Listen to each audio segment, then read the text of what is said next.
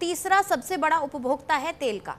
भारत की जो जरूरत है, भारत की अकेले की पर डे की जो कैपेसिटी है 7,16,000 बैरल के तेल की है, और इस जरूरत का 85%, 85% हम इंपोर्ट करते हैं, और उसमें सबसे ज्यादा तो हम रूस से करते हैं। रूस हमारा मित्र देश है, डिफेंस डील्स हम रूस के साथ करते हैं, हम उनके साथ व्यापार करते हैं। क्या ये मुमकिन है कि रूस से तेल भारत ना खरीदे? क्या रशिया वो भरोसा रखेगा भारत पर उसके बाद भी?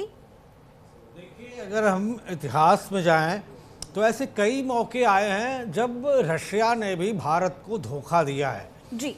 जैसे क्रायोजेनिक्स, जो लिक्विड प्रपोल्शन होता है, लिक्विड फ्यूल होता है जी।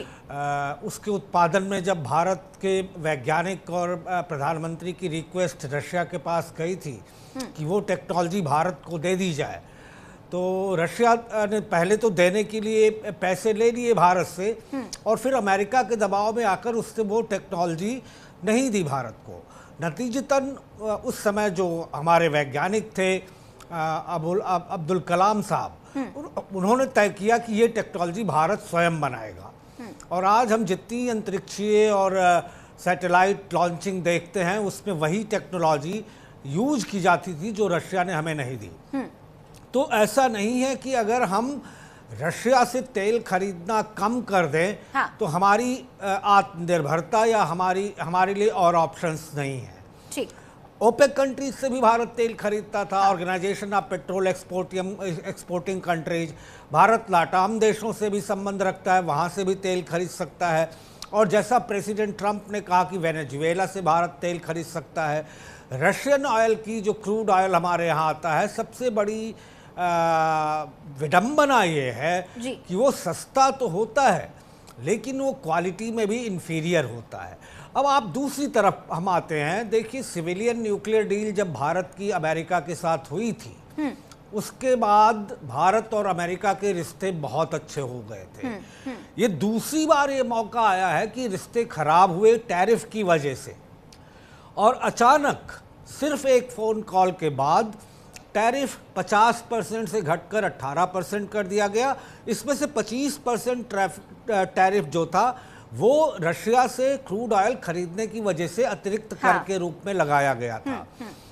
भारत अमेरिका को भी, प्रेसिडेंट ट्रंप एडमिनिस्ट्रेशन को भी ये लगता है कि भारत उसका एक अभिन्न सहयोगी बन सकता है, क्योंकि अगर रूस और यूक्रेन के बीच में, जैसा प्रेसिडेंट ट्रंप दावा करते हैं कि बातचीत के रास्ते के लिए वो तैयारी करा रहे हैं रूस के प्रेसिडेंट व्लादिमीर पुतिन को, तो उसमें भारत भी, क्योंकि भारत के रिश्ते रूस से अच्छे हैं, वो एक अभिन्न सहयोगी हो सकता है।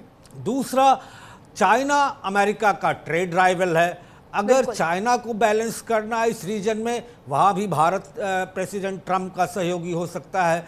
इन सबसे बड़ी, तीसरी सबसे बड़ी बात, आजकल प्रेसिडेंट ट्रंप की कई मोर्चों पर जो किरकिरी हुई है, चाहे वो ग्रीनलैंड को लेकर हो या ईरान के इर्द गिर्द जिस तरह सैन्य बेड़ा तैनात किया गया है, या वेनेजुएला के राष्ट्रपति और उनकी पत्नी को जिस तरह से अपहरण किया गया, तो आंतरिक मोर्चे पर भी प्रेसिडेंट ट्रंप का विरोध हो रहा था।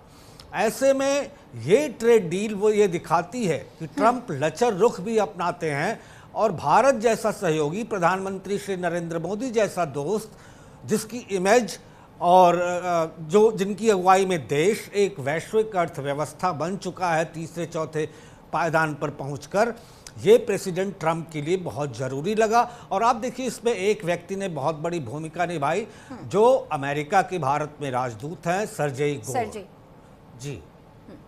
बिल्कुल, काफ़ी एक खुशखबरी इसे देश के लिए कह सकते हैं, क्योंकि अचानक से टैरिफ जो पिछले साल 50% तक पहुंच चुका था वो आज 18% पर आ गया है। लेकिन रूस से तेल लेना बिल्कुल बंद कर देगा भारत, ये जो एक स्टेटमेंट ट्रंप की तरफ से दिया गया है वो सवालों के घेरे में है कि क्या भारत वाकई अपनी जो एनर्जी स्ट्रैटेजी है उसको लेकर अब इतना बड़ा फैसला लेगा, क्योंकि भारत कभी भी एक देश पर निर्भर नहीं रहा है अपनी एनर्जी की, अपनी ऊर्जा की आपूर्ति को लेकर, और भारत को तेल की बहुत ज्यादा जरूरत होती है। जैसा कि मैंने शुरुआत में बताया, 7,16,000 बैरल तेल प्रतिदिन की हमारी रिक्वायरमेंट है, जिसमें से 85% हम इंपोर्ट ही करते हैं। तो ये बड़ा सवाल है। लेकिन बहरहाल 18% टैरिफ पर भारत अब आ चुका है, सबसे कम टैरिफ वाले देशों में शामिल हो चुका है। बहुत शुक्रिया रत्नेश जी इस पूरी बातचीत के लिए आपका। और फिलहाल इन्हीं खबरों के साथ आप मुझे